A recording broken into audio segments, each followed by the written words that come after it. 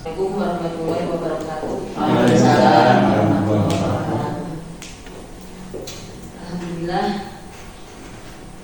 Alhamdulillahirobbilalamin. Wassalatu wassalamu ala sayyidina Muhammadin wa ala alihi wa sahbihi ajmain.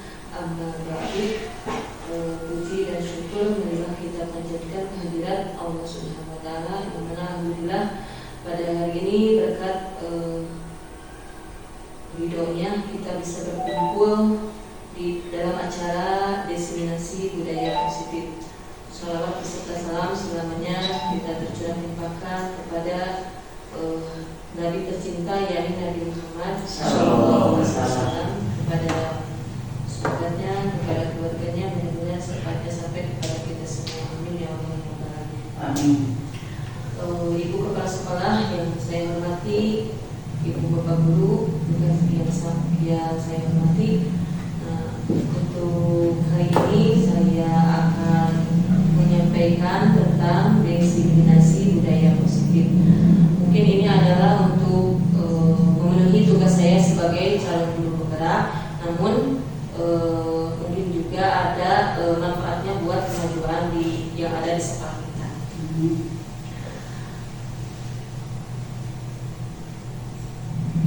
Terima kasih atas waktunya. Biasanya jam segini sudah jam pulang, sudah jam istirahat, namun sekarang saya minta bantuannya yaitu untuk mendiseminasikan budaya positif yang saya pelajari di pendidikan guru penggerak. Nah, baiklah, saya akan menyampaikan tentang diseminasi budaya positif. Sebelum ke budaya positif, kita di sini ada konsep bahwa tujuan pendidikan menurut Ki Hajar Dewantara. Sini bahwa tujuan pendidikan itu adalah menuntun segala kodrat yang ada pada anak-anak agar mereka itu dapat mencapai keselamatan dan kebahagiaan yang setinggi-tingginya, baik sebagai manusia maupun sebagai anggota masyarakat. Oleh sebab itu, pendidik itu hanya dapat menuntun tumbuh atau hidupnya kekuatan kodrat yang ada pada anak-anak agar dapat memperbaiki lakunya saja, bukan dasarnya hidup dan tumbuhnya kekuatan kodrat anak. Jadi menurut Ki Hajar Dewantara, kita itu hanya menuntun.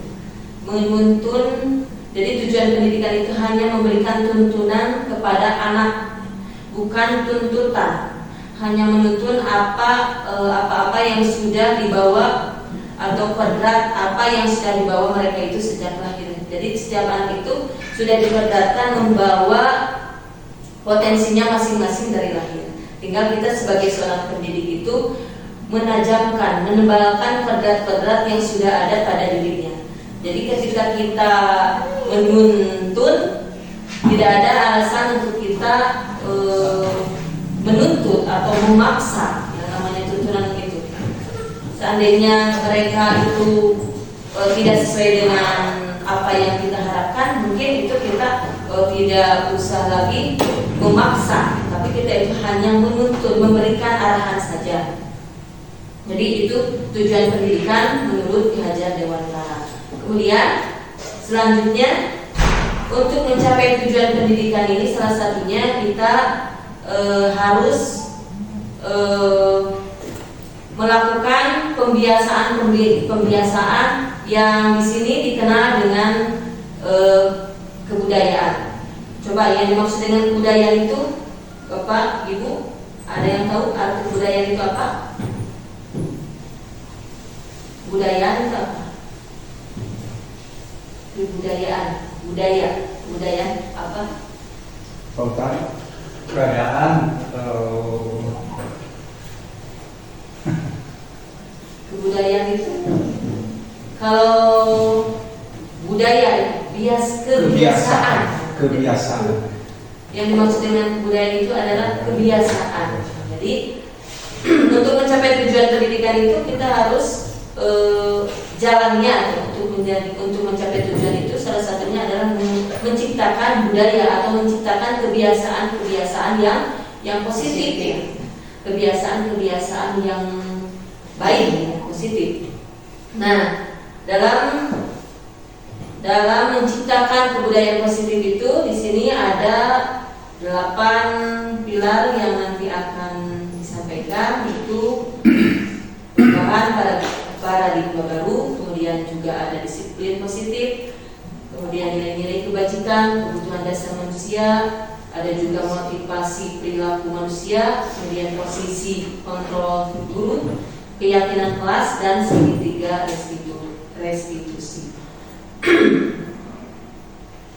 Nah, apa yang dimaksud dengan budaya positif? Nah, di sini budaya positif di sekolah itu yaitu nilai-nilai dan kebiasaan-kebiasaan sekolah yang berpihak kepada peserta didik agar mereka dapat berkembang menjadi pribadi yang kritis, penuh hormat, dan bertanggung jawab. Salah satunya mungkin kebiasaan yang telah kita laksanakan di sekolah ini, salah satunya adalah kebiasaan ketika belajar atau sebelum belajar atau setelah belajar, yaitu berdoa terlebih dahulu. Kemudian kebiasaan yang kita lakukan sehari-hari seperti melaksanakan sholat duha, kemudian juga berbaris dulu di depan kelas, kemudian literasi, itu merupakan penanaman budaya-budaya positif ini. Salah satu untuk menciptakan budaya-budaya positif. Nah, diharapkan dengan menciptakan budaya-budaya positif di sekolah itu akan membuat atau membentuk peserta didik kita supaya terbiasa, supaya membiasakan diri dengan keadaan atau dengan kebiasaan-kebiasaan yang dididik atau dilaksanakan oleh sekolah. Jadi terbawa sampai mereka itu nanti mencapai kebahagiaan di kehidupannya mendatang.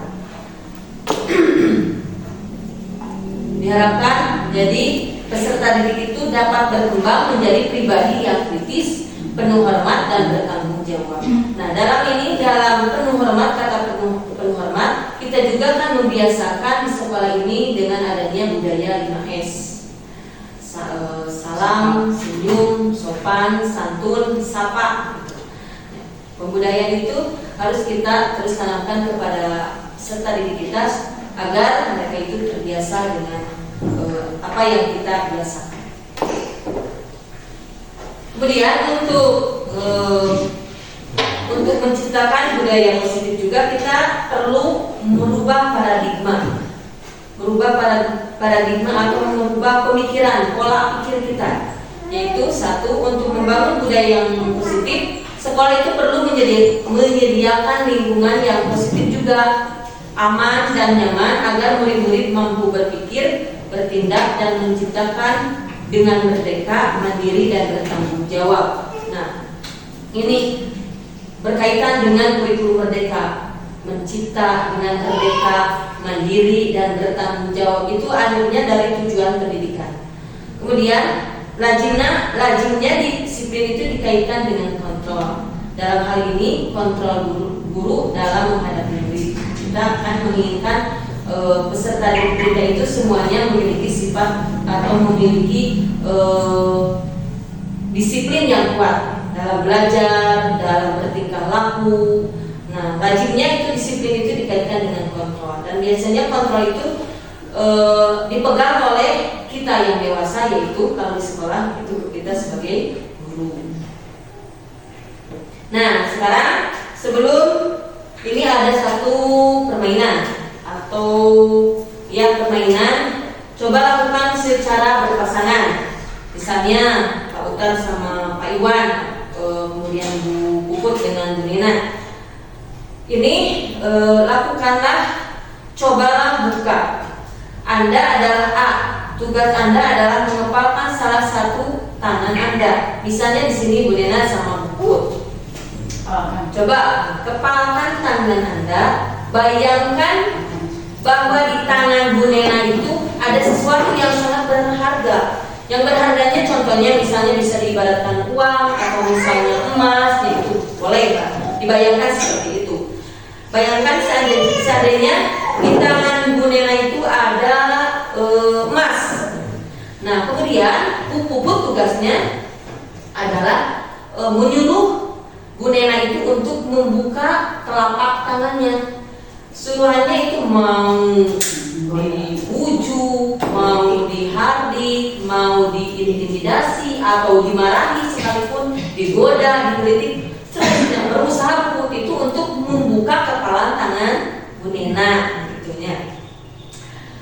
Coba lakukan Bu Puput sama Ibu Nena. Contohkan misalnya Bu Nena bagaimana bertahan ketika misalnya ketika emasnya atau uangnya itu mau dirampas oleh Ibu Puput. Silakan. Pakai Ibu mana? Itu ibarat Misalnya atau misalnya Ibu juga bisa, Ibu Haji juga sama Pak Utar bisa. Misalnya Ibu mempertahankan apa di dalam tangannya, kemudian Pak Utar berusaha untuk membuka tangan Ibu. Silakan. Lakukan. Memaksa membuka dengan kata-kata atau memaksa membuka dengan tindakan? Ya, kan boleh. Jadi mau dengan dengan santun, mau dengan radikal, mau marah, pokoknya bagaimana usaha Bu Puput untuk membuka tangan Bu Nena.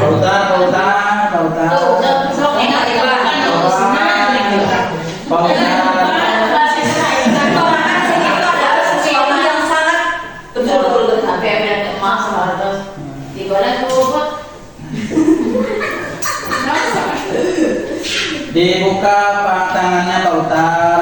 Mau Pak Utar yang ganteng? Ya.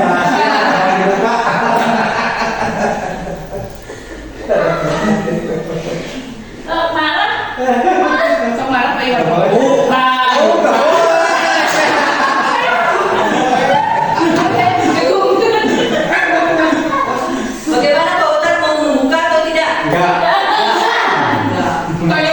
Sekarang Bu Puput sama Bu Nena. Bu Nena bagaimana mau membuka tangan atau tidak? Tidak. Seandainya Bu Hai sama Bu Haji melakukan itu, apakah Bu Haji mau membuka tangan untuk Bu Hai? Tidak. Tidak. Terima kasih. Nah di sini, apakah Anda atau B membuka kepala tangan Anda? Mengapa? Apa alasan Anda atau B membuka kepala tangan Anda? Alina, kepada Pak Utar dulu, Pak Utar. Kenapa Pak Utar tidak mau membuka tangan Pak Utar? Karena yang di kepala itu barang-barang yang tidak boleh diketahui orang lain. Sisi rahasia. Ya. Tadi ada yang dibuka tidak tangannya? Tidak. Tidak ada. Jadi bisa saja ketika misalnya, kalau saya bisa saja saya membuka tangan walaupun di sana itu ada misalnya uang atau misalnya ada emas. Misalnya seandainya saya itu mau memberikan uang saya sedikit untuk bersedekah,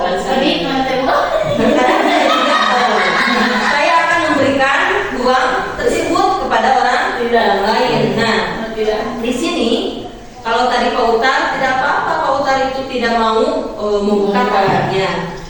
Berarti Pak Utar tadi sebab apa alasan Pak Utar? Yang dipegang oleh Pak Utar itu amat berharga bagi Pak Utar. Kemudian saya juga bisa membuka tangan saya itu karena saya ingin memberikan sebagian yang saya punya untuk orang lain.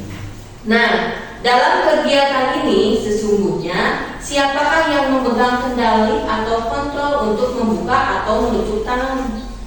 Apakah yang memaksa seperti tadi ketika Bu Puput memaksa Bu Nena, atau ketika Pak Iwan memaksa Pak Utar, atau Pak Utar sendiri yang memiliki kontrol bahwa dia itu mau membuka atau menutupnya? Siapa? Pak Utar sendiri yang punya kontrol. Nah, berarti di sana yang memiliki kontrol itu adalah Pak Utar. Jadi dari hal yang telah kita lakukan, kita sendirilah yang memegang kontrol atas kepala tangan kita.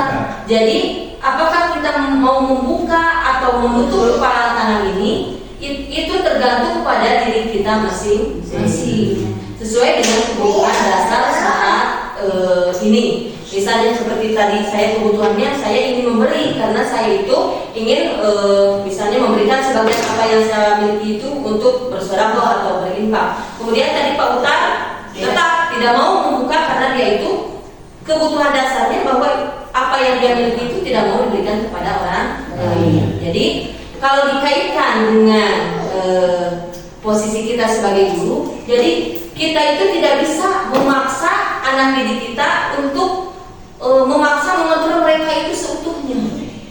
Kembali lagi ke tujuan tadi pendidikan, bahwa kita itu hanya menuntun. Jadi kita itu tidak bisa memaksa peserta didik kita sesuai dengan apa yang kita inginkan. Kita itu hanya menuntun, hanya mengarahkan. Jadi bukan kita itu, pendidikan itu bukan tuntutan, tapi hanya menuntun sesuai dengan apa yang dia miliki, kodrat apa yang dia miliki, yang sudah bawa sejak dia itu lahir. Kemudian kita juga harus merubah paradigma teori kontrol yang dulunya ada. Kita itu berilusi bahwa seorang guru itu bisa mengontrol murid, hilangkan itu jauh-jauh. Kemudian bahwa kritik akan membuat orang merasa bersalah, dapat menguatkan karakter, juga itu harus kita buang. Kemudian ilusi bahwa semua penguatan positif, efektif dan bermanfaat. Kemudian ilusi bahwa orang dewasa memiliki hak untuk memaksa, itu juga harus kita buang. Nah, di sini kita kan ilusinya ilusi teh hayalan, keinginan kita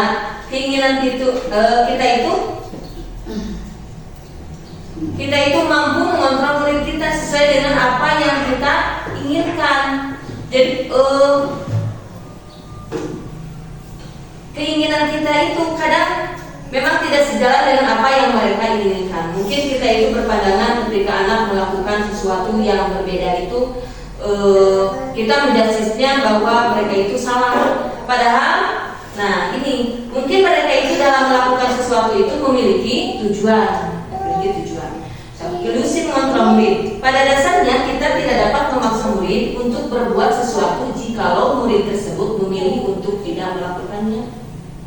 Walaupun tampaknya guru sedang mengontrol perilaku murid, nah hal demikian terjadi karena murid sedang mengizinkan dirinya dikontrol. Kadang dia itu mengikuti apa yang kita inginkan. Ketika misalnya kita ada tata tertib hari Senin, misalnya menggunakan baju dari atas sampai bawah itu misalnya pakai sepatu atau apa. Mungkin di saat dia itu lagi mau saja mengerjakan atau mentaati memakai baju secara berdisiplin itu. Hanya ketika mereka itu mungkin saja ketika mereka itu sedang mau.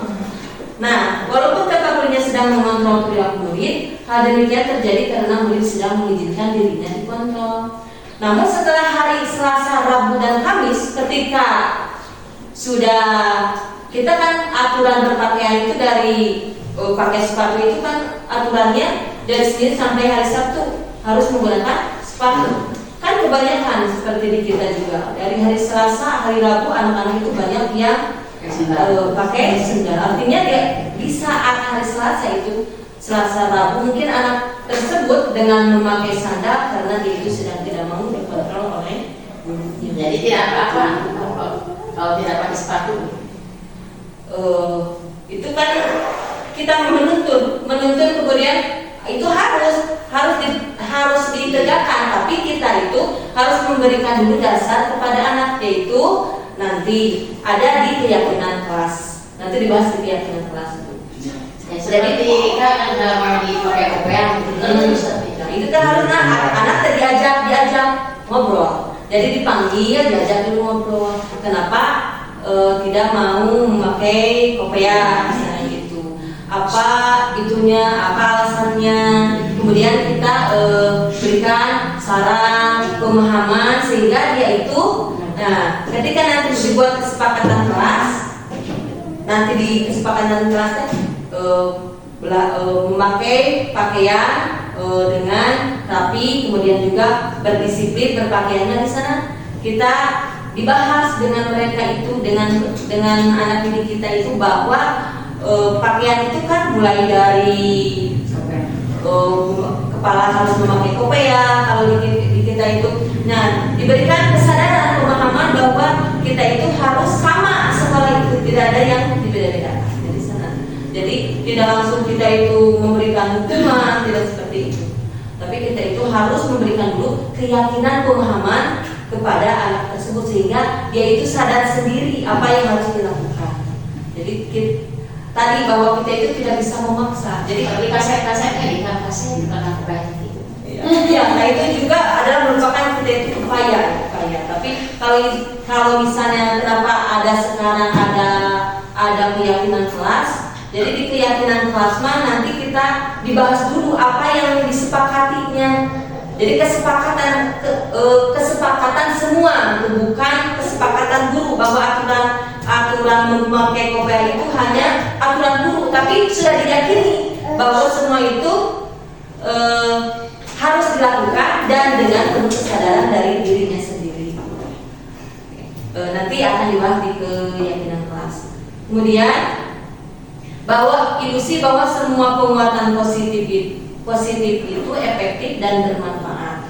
Penguatan positif atau bujukan adalah bentuk-bentuk kontrol. Segala usaha untuk mempengaruhi murid agar mengulangi suatu perilaku tertentu adalah suatu usaha untuk mengontrol murid tersebut. Dan mungkin ketika kita melihat peserta didik kita, kalau misalnya di sini waktu upacara bendera melihat mereka itu sudah memakai bajunya dengan disiplin, nah kita itu kan memberikan penguatan positif. Aduh, bagus, pintar, sudah disiplin. Nah, cara itu kita itu sudah merupakan salah satu usaha untuk mengontrol keadaan murid. Dalam jangka waktu tertentu, kemungkinan murid tersebut akan menyadarinya dan mencoba untuk menolak wujudnya kita, atau bisa jadi murid tersebut menjadi tergantung pada pendapat guru itu berusaha. Jadi mungkin murid tersebut akan melakukan apa yang kita inginkan, apa yang guru inginkan, nah tapi hanya untuk misalnya 1 atau 2 kali saja. Jadi kadang dia itu ingin keluar dari apa yang dia inginkan, apa yang kita anjurkan. Di sana tadi ketika memakai sepatu, kadang di hari Selasanya tidak memakai sepatu, dia itu berarti menginginkan dirinya tidak dikontrol oleh guru tersebut. Kemudian di sini bahwa ilusi bahwa kritik dan membuat orang merasa bersalah dapat menguatkan karakter. Ketika kita mengkritik anak didik kita, itu akan menuju pada identitas bahwa anak tersebut merasa gagal. Ketika kita salah, saya sudah salah menjadi seorang murid yang tidak disiplin, itu harus dihilangkan. Identitas gagal pada mereka itu, kadang mereka itu merasa tingkah lakunya terus-terusan disalahkan oleh peserta didik, maka dia itu akan menjasis bahwa dirinya itu seorang anak yang gagal. Kemudian ilusi bahwa orang dewasa memiliki hak untuk memaksa. Nah ini juga kadang kita karena merasa diri kita itu paling dewasa di sekolah ini, kemudian juga seorang guru, kita itu memiliki hak untuk memaksa ketika kita melakukan pembelajaran. Kita memberikan pembelajaran itu sesuai dengan keinginan diri kita sendiri. Sedangkan di sini di kurikulum Merdeka bahwa kita itu harus melayani peserta didik itu sesuai dengan keinginan dan kebutuhan peserta didik. Kemudian pada perubahan paradigma stimulus respon teori kontrol di sini, siapakah sesungguhnya yang memiliki kontrol?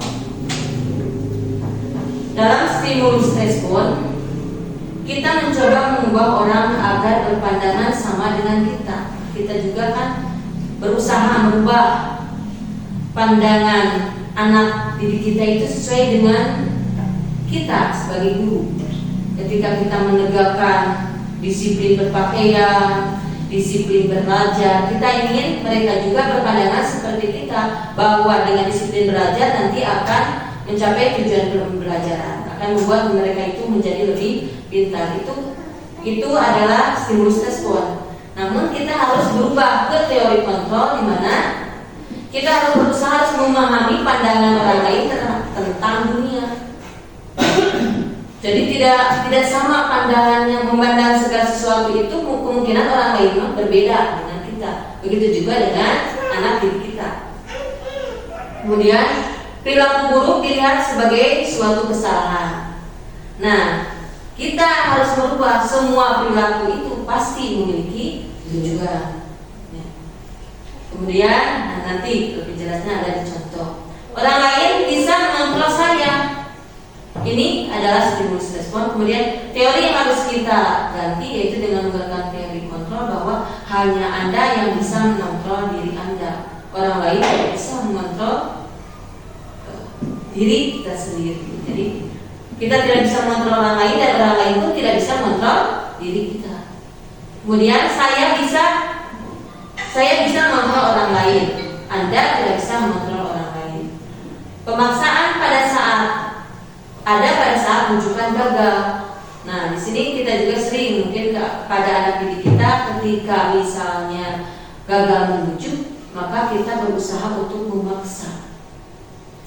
Nah, pada teori kontrol kita harus berkolaborasi dan konsensus, menciptakan pilihan-pilihan baru. Jadi diajukan kepada siswa itu pilihannya ketika dia melakukan misalnya kesalahan, di mana misalnya ada kasus dia itu makan di dalam kelas.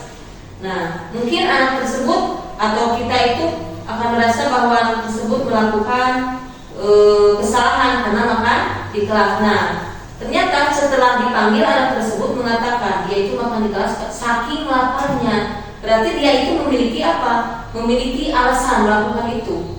Nah, kita ajak ngobrol anak tersebut, kemudian berikan solusinya, pemecahan masalah. Bagaimana caranya supaya dia itu bisa tidak makan di kelas? Berarti harus sarapan dulu di rumah. Nah, kita itu berikan arahan seperti itu. Jadi diberikan solusi supaya kita tidak berusaha memaksa. Jadi dia itu mencari atau menciptakan solusi sendiri dengan dibantu oleh kita sebagai guru.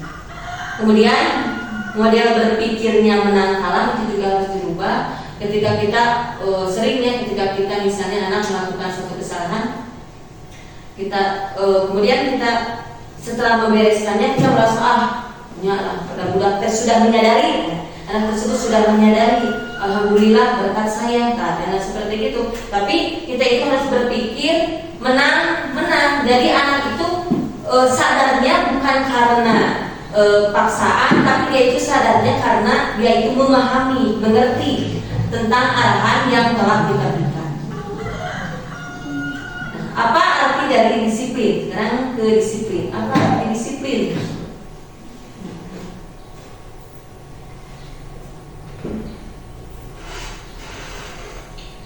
Disiplin, apa yang dimaksud dengan disiplin? Disiplin sering kita mengucapkan disiplin. Disiplin kan tertib. Kemudian lihat di sini. Disiplin itu berasal dari bahasa Latin disiplina, yang artinya adalah belajar. Kemudian makna asal dari kata ini berkonotasi dengan disiplin diri dari murid-murid Socrates dan Plato. Disiplin diri membuat orang menggali potensinya menuju sebuah tujuan, apa yang dia hargai. Namun dalam budaya kita, makna kata disiplin itu telah berubah menjadi sesuatu yang dilakukan seseorang pada orang lain untuk mendapatkan kepatuhan. Nah, kita juga akan menciptakan disiplin di sekolah ini karena ingin peserta didik kita itu patuh terhadap aturan, patuh terhadap tata tertib yang ada di sekolah ini.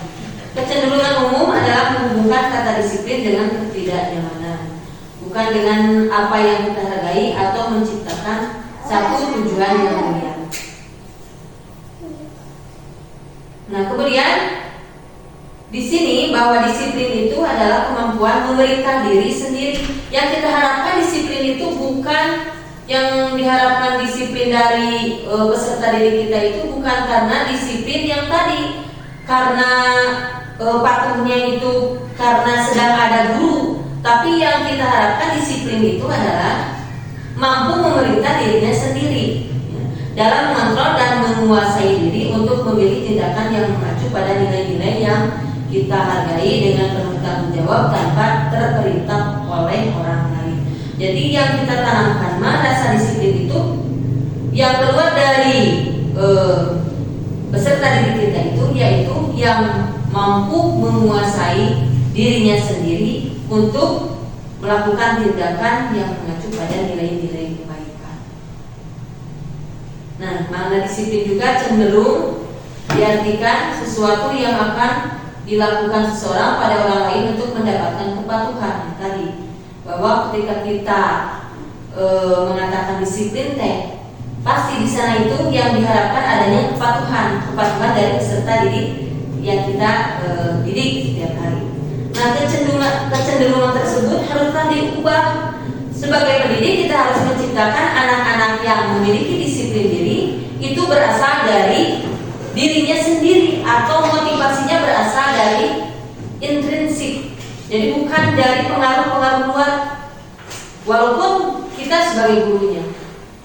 Jadi diharapkan rasa disiplin positif ini datangnya dari diri anaknya sendiri, bukan berasal melihat karena takut dihukum, melihat karena takut diberi sanksi, tapi diharapkan disiplin positif ini keluar dari niat hatinya anak didik kita, sehingga mereka dapat berperilaku dengan mengacu dengan nilai-nilai kebajikan, bukan dengan apa yang kita hargai atau mencapai suatu tujuan atau menghindar dari rasa tidak nyaman. Nah, apa nilai-nilai kebajikan? Ya, merupakan tujuan dari pendidikan. Nah, salah satunya ini, yaitu yang dikenal dengan profil pelajar Pancasila. Jadi profil pelajar Pancasila apa saja, Bu Nena?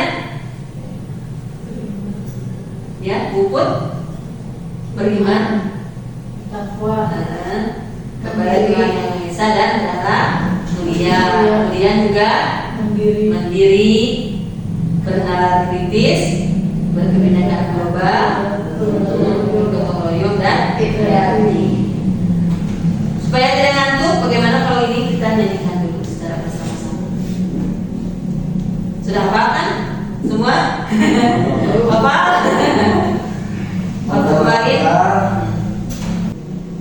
belajar Pancasila, beriman dan bertakwa pada Tuhan Yang Esa dan berakhlak mulia, berkebinekaan global, gotong royong mandiri, kreatif dan bernalar kritis. Nah, itu adalah tujuan dari pendidikan kita pada anak, yaitu menciptakan dan melahirkan ini profil pelajar Pancasila.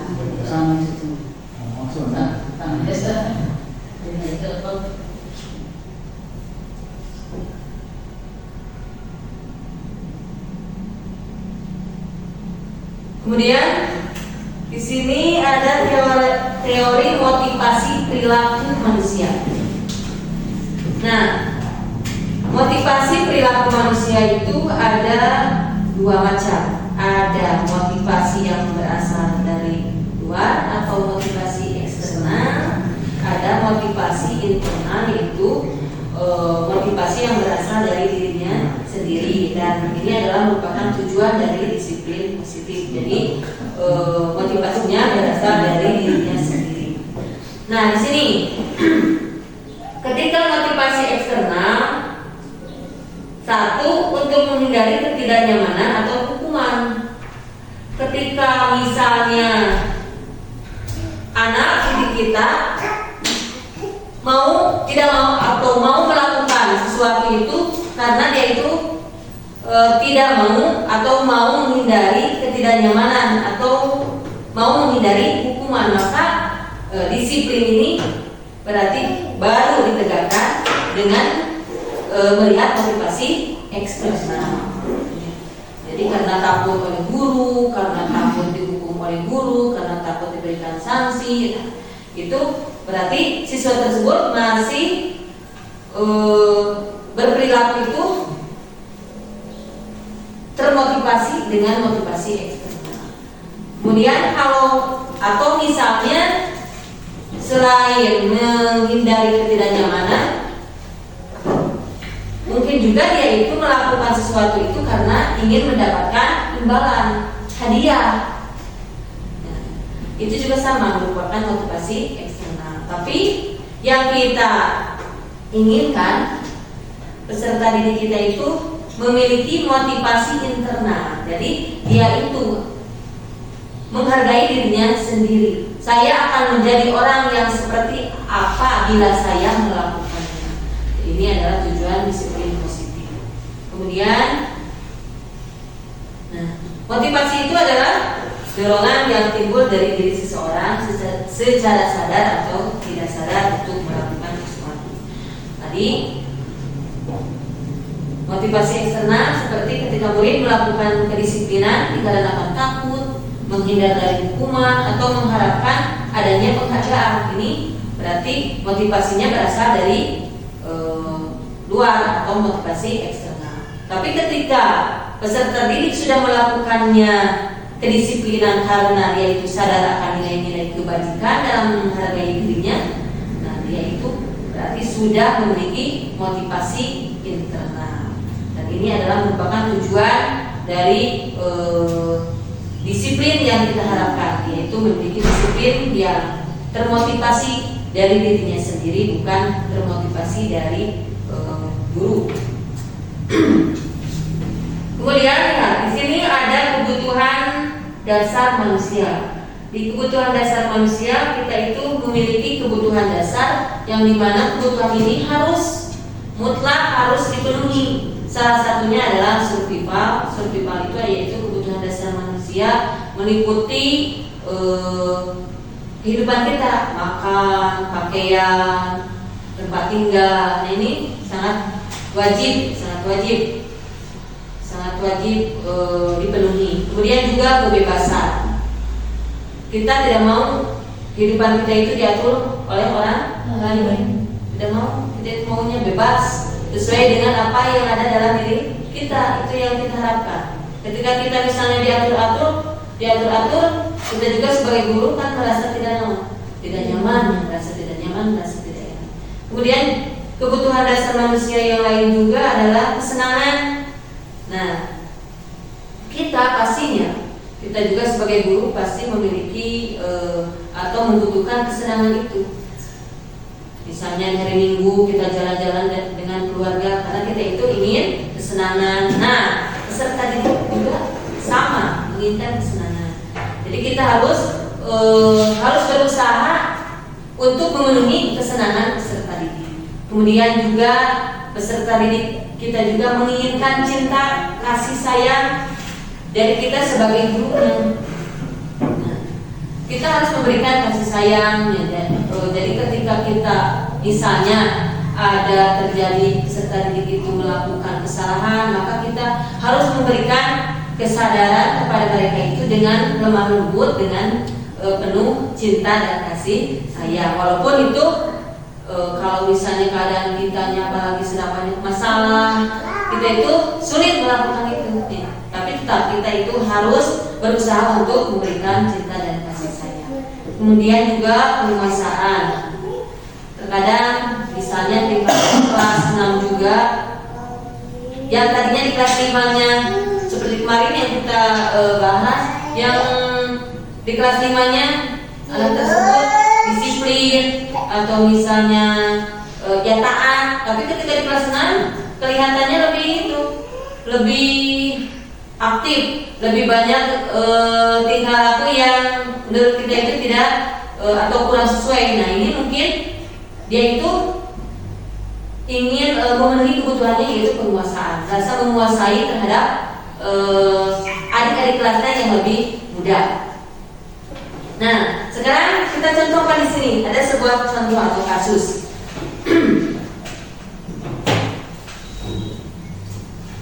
Di sini Ibu Ani, guru kelas 5 di SD Pelita Hati, sedang bingung menghadapi ulah salah satu muridnya di kelas, yaitu Agus. Beberapa anak telah datang dan mengeluhkan Agus yang seringkali meminta bekal makan siang mereka dengan paksa.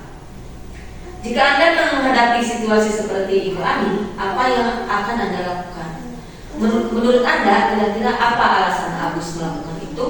Nah, ini kasus Ibu Ani ini, mungkin saja ini si Agus ini sedang memenuhi kebutuhan dasarnya yang tadi, yang 5 tadi. Kebutuhan dasar yang 5 tadi ya, kebutuhan survival, penguasaan, cinta kasih, kemudian kesenangan dan kebebasan.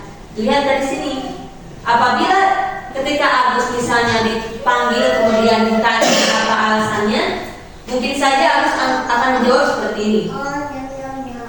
Agus menjawab karena ia lapar dan orang tuanya tidak membawakan bekal makanan siang.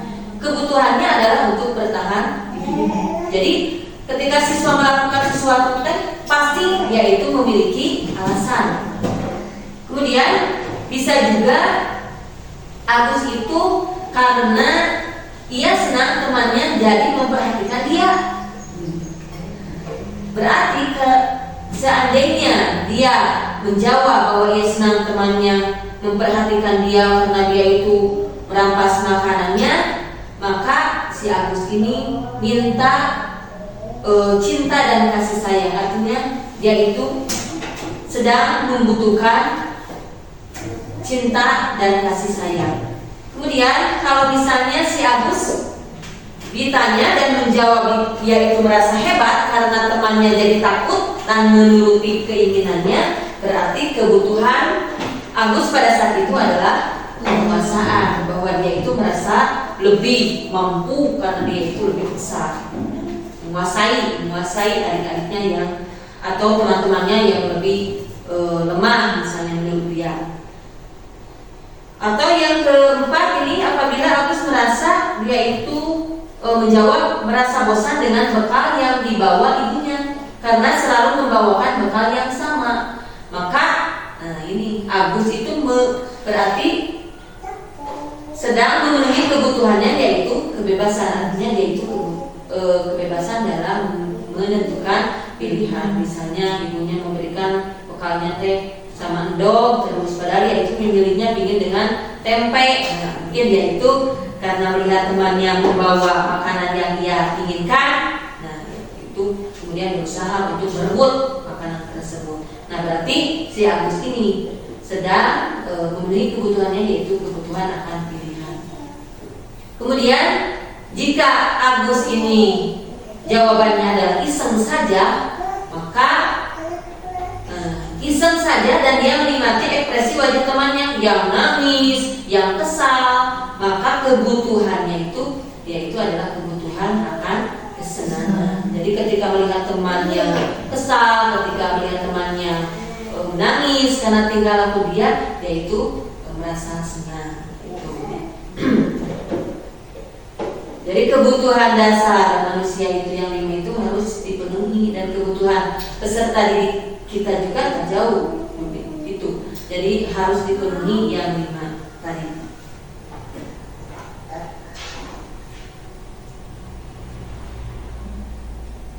Nah, 5 posisi kontrol guru.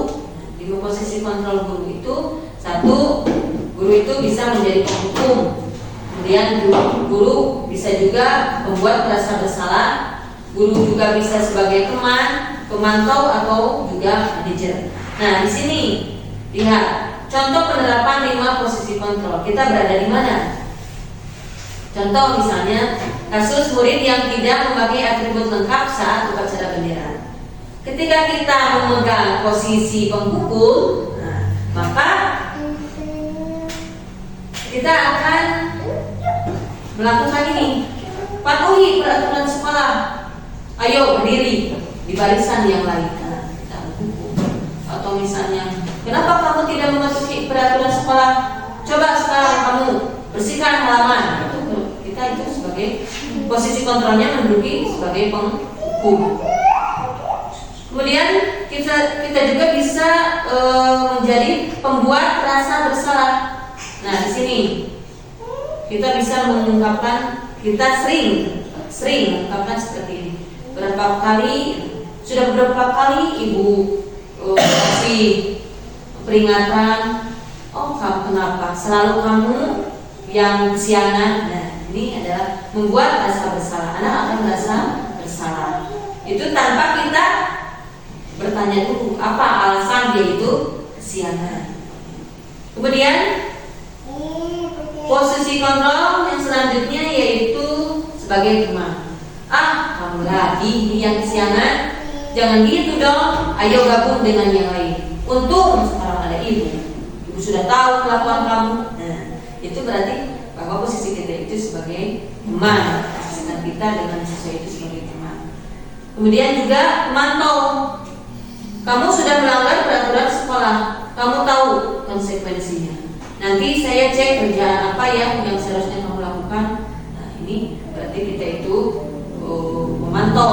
Jadi melihat dulu apa nih, hukuman apa yang akan diberikan kepada peserta didik yang tidak memakai atribut lengkap saat upacara bendera. Kemudian yang diharapkan kita itu bisa menjadi manajer ketika menerapkan posisi kontrol. Ketika ada anak yang salah, nah di sini kita, apakah kamu tahu kesalahan kamu? Nah di sana dulu. Jadi anak itu diberikan dulu kesadaran akan kesalahannya. Apa kira-kira pendapatmu? Nah, apakah dengan tidak memakai atribut lengkap saat upacara bendera itu sudah benar menurut kamu? Sedangkan kamu tahu kan bahwa setiap hari Senin itu kita itu harus memakai baju yang lengkap dan atribut yang lengkap. Nah, diberi dulu pemahaman seperti itu. Kalau kita posisinya sebagai manajer. Terus kepada anak tersebut, bagaimana cara memperbaiki kesalahan kamu? Coba bagaimana cara memperbaiki kesalahan kamu supaya kamu tidak mengulangi lagi, tidak memakai atribut lengkap saat upacara bendera. Nah, yang diharapkan kita itu berada dalam posisi kontrol yang kelima sebagai manajer. Karena di sana timbul kesadarannya dari dirinya sendiri setelah kita itu membantu mereka itu mencari solusi atas apa kesalahan yang dia lakukan.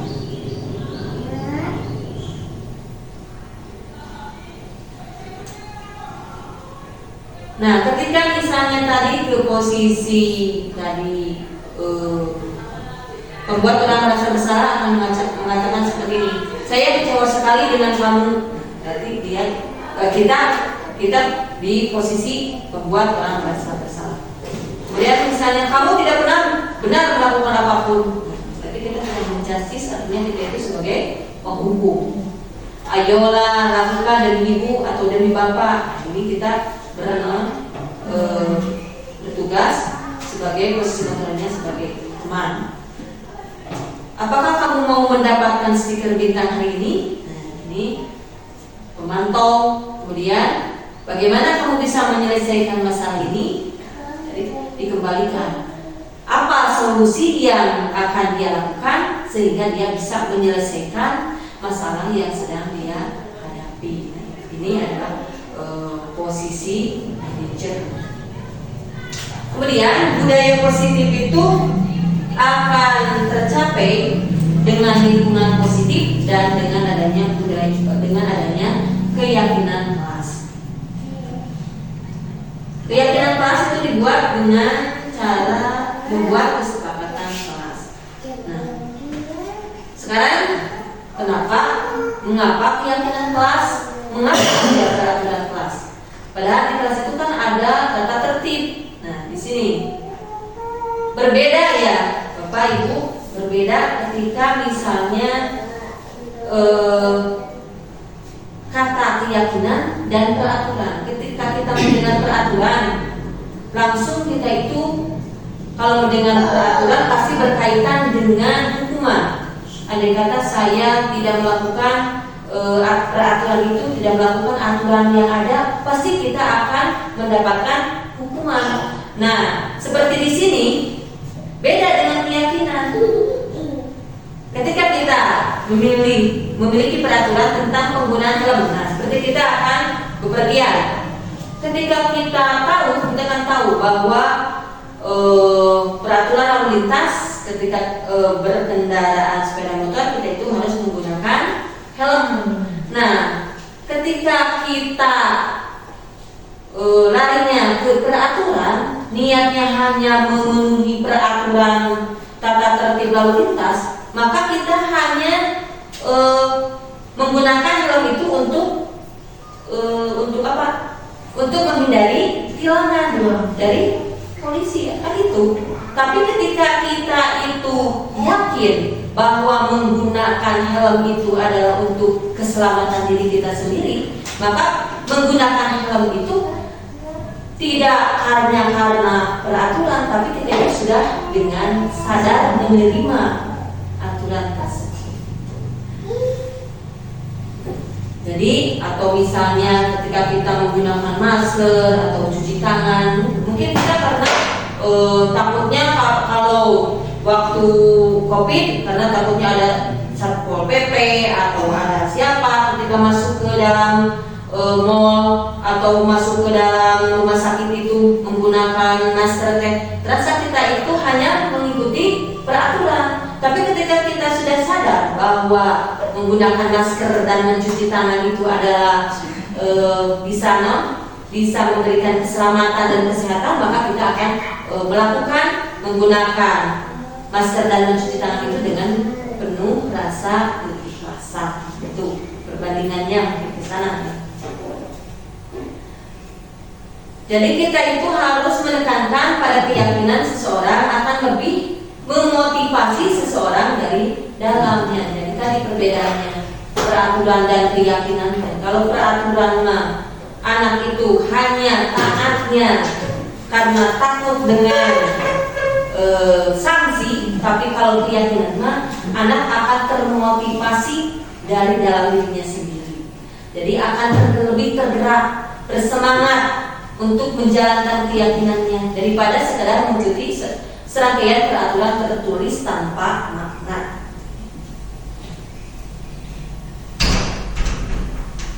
Nah, keyakinan kelas ini perlu dibuat sebelum sebaiknya itu dibuatnya adalah 6 bulan sekali ketika kita itu masuk ke semester pertama. Di semester pertama nanti kita lihat apakah keyakinan kelasnya ada yang harus dirubah. Nah, kalau misalnya ada yang harus dirubah, kita bisa tambahkan atau kita bisa revisi di keyakinan kelas di semester kedua. Nah, pembentukan keyakinan kelas, ini seperti kemarin yang sudah saya laksanakan. Jadi kita tanya dulu mau memimpikan kelas yang bagaimana yang kalian impikan, yang tertib Bu, yang bersih Bu, dari sana. Nanti setelah anak tersebut mengeluarkan pendapatnya, mengatakan impian kelasnya seperti apa, nah, berarti ketika kelas kita ingin bersih, apa yang harus kita lakukan? Ya Bu, kita itu harus menjaga kebersihannya. Nah, di sana berarti keyakinan kelas salah satunya adalah menjaga kebersihan. Kemudian keyakinan kelas itu berupa pernyataan-pernyataan yang universal. Kemudian pernyataan keyakinan kelas senantiasa dibuatnya dalam bentuk yang positif. Dan keyakinan kelas dibuat tidak terlalu banyak sehingga mudah diingat dan mudah dipahami. Dan keyakinan kelas juga bisa berubah ya, sewaktu-waktu melihat situasi dan kondisi.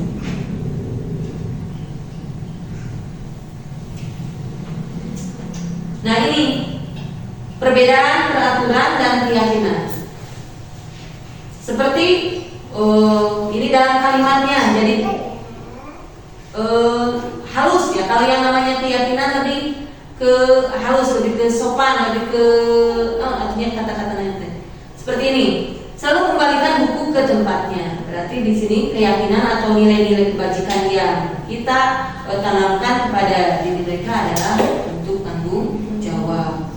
Kemudian dilarang mengganggu orang lain. Keyakinannya, nilai kebajikan yang dituju dilarang mengganggu orang lain itu yaitu menghormati orang lain dan dirinya sendiri. Kemudian hadir di sekolah 15 menit sebelum pembelajaran dimulai. Artinya kita itu belajar atau membiasakan menghormati orang lain dan berkomitmen pada tujuan.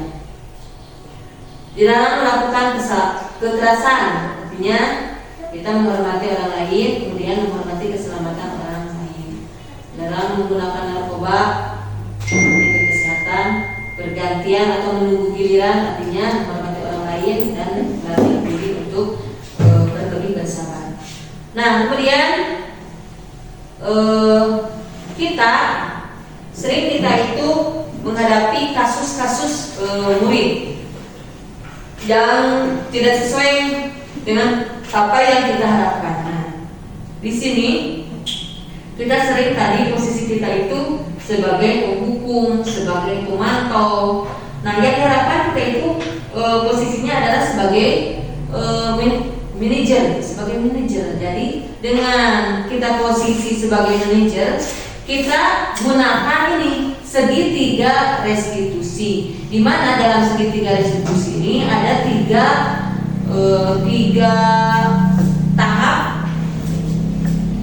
tahap dalam segitiga restitusi itu. Artinya segitiga restitusi itu adalah proses menciptakan kondisi bagi murid untuk memperbaiki kesalahan mereka sehingga mereka itu bisa kembali kepada kelompok mereka dengan karakter yang lebih kuat. Jadi dia itu ketika sudah melakukan kesalahan tidak merasa dirinya itu menjadi anak yang gagal. Dia itu akan kembali berpandangannya dia itu tidak gagal walaupun dia itu sudah melakukan kesalahan. Nah, ungkapan-ungkapannya jadi di sini melalui restitusi guru itu dapat membantu murid menjadi lebih memiliki tujuan, disiplin positif, serta memulihkan dirinya setelah berbuat salah. Kemudian juga membantu murid untuk jujur pada diri sendiri dan mengevaluasi dampak dari kesalahan yang dia lakukan dan memberikan penawaran bukan paksaan. Nah, seperti di sini.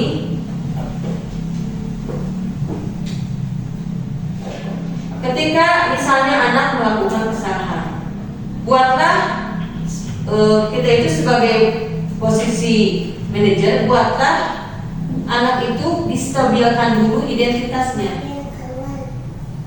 Seperti ungkapan seperti ini yang kita lakukan, berbuat salah itu tidak apa-apa, karena kita itu yang namanya manusia pasti ada salahnya, tidak selamanya kita itu selalu benar. Ini adalah menstabilkan identitas. Tidak ada manusia yang sempurna kepada anak didik kita, sehingga anak itu ketika dia sudah melakukan kesalahan dia itu merasa dia sebenarnya salah banget, salah total. Nah, lakukan ini. Tidak ada manusia yang sempurna. Saya juga pernah melakukan kesalahan seperti itu. Nah, mungkin kita juga bisa mencontohkan dulu. Ibu juga pernah mengalami hal seperti itu, pernah melakukan seperti itu. Tapi kita bisa menyelesaikan ini secara baik-baik. Bapak Ibu tidak tertarik mencari siapa yang salah. Di sini kita tidak usah mencari siapa dulu yang salah, tapi Bapak Ibu itu mencari solusi dari permasalahan apa yang terjadi pada anak tersebut. Kamu berhak merasa begitu. Nah, ini artinya kita itu sedang menstabilkan identitas. Kemudian tahap yang kedua, validasi tindakan yang salah. Untung kamu hanya melakukan hal seperti itu. Untung kamu hanya misalnya mencubit teman kamu, tidak kamu pukul. Nah, ini adalah validasi tindakan yang salah. Padahal kamu bisa melakukan yang lebih buruk dari itu. Kamu pasti punya alasan mengapa melakukan hal itu. Kamu patut bangga pada dirimu sendiri karena kamu telah melindungi sesuatu yang penting buatmu. Seperti tadi kasus si Ani. Jadi anak melakukan merebut makanan temannya itu, dia itu kan memiliki alasan yang kemungkinan anak tersebut memiliki alasan tadi yang benar. Nah, mungkin saja anak yang melakukan kesalahan di kelas kita atau di sekolah ini, mungkin saja dia itu memiliki alasan. Nah, alasan itu mungkin tidak kita ketahui karena kita tidak berusaha untuk bertanya kepada anak tersebut. Kemudian untuk tahapan yang ketiganya, menanyakan keyakinan. Apakah kita percaya apakah nilai-nilai umum yang telah kita sepakati, atau apakah keyakinan kelas atau keyakinan sekolah yang telah kita yakini? Apa bayangan kita tetap kelas yang ideal? Kamu mau jadi orang seperti apa? Nah, di sini di dalam menanyakan keyakinan, seperti kemarin saya pernah melakukan ini 8 segitiga institusi itu di permasalahan yang terlambat datang ke sekolah. Di kasus kemarin kasus Aintina, yaitu datang terlambat karena dia itu malamnya main HP. Jadi anak tersebut ditanyakan dulu apa yang dia lakukan selama di rumah sehingga misalnya bangun sampai terlambat. Nah, itu ditanya terus seperti itu. Kemudian dia menceritakan, karena saya itu main HP. Ya, ibu juga sana. Ibu juga pernah melakukan main HP, lupa diri sampai bangun kesiangan. Nah, kemudian ke anak kita itu langsung untuk menyelesaikan permasalahan supaya tidak diulangi, apa yang akan kamu lakukan? Tidak. Ya, saya tidak akan main HP lagi sampai larut malam. Kemudian saya juga akan bangun lebih awal. Jadi dia itu mendapatkan solusinya sendiri. Kita itu hanya membantu, dan mudah-mudahan dengan cara seperti itu kita bisa menyelesaikan masalah-masalah yang dihadapi oleh anak didik kita, karena ternyata permasalahan yang kita hadapi setiap hari itu berbeda-beda. Nah, jadi salah satu cara untuk menyelesaikan masalah yang dihadapi oleh mereka itu salah satunya dengan tahapan segitiga restitusi. Nah, itu jadi mungkin itu yang akan saya sampaikan. Semoga apa yang saya sampaikan itu ada manfaatnya. Amin. Untuk saya namanya, kemudian juga untuk ibu bapak guru yang ada di sekolah ini, untuk kemajuan sekolah yang ada di kita ini, untuk sekolah dasar dari Indonesia. Mungkin itu yang saya sampaikan. Mohon maaf apabila dalam penyampaiannya kurang dipahami, bahkan tidak dipahami. Mungkin itu bisa kita sharing lagi di lain waktu. Terima kasih atas waktunya, terima kasih atas segala perhatiannya. Saya ucapkan Assalamualaikum warahmatullahi wabarakatuh. Waalaikumsalam. Aduh, capek. Gimana saja. Terus saja, maksudnya dari depan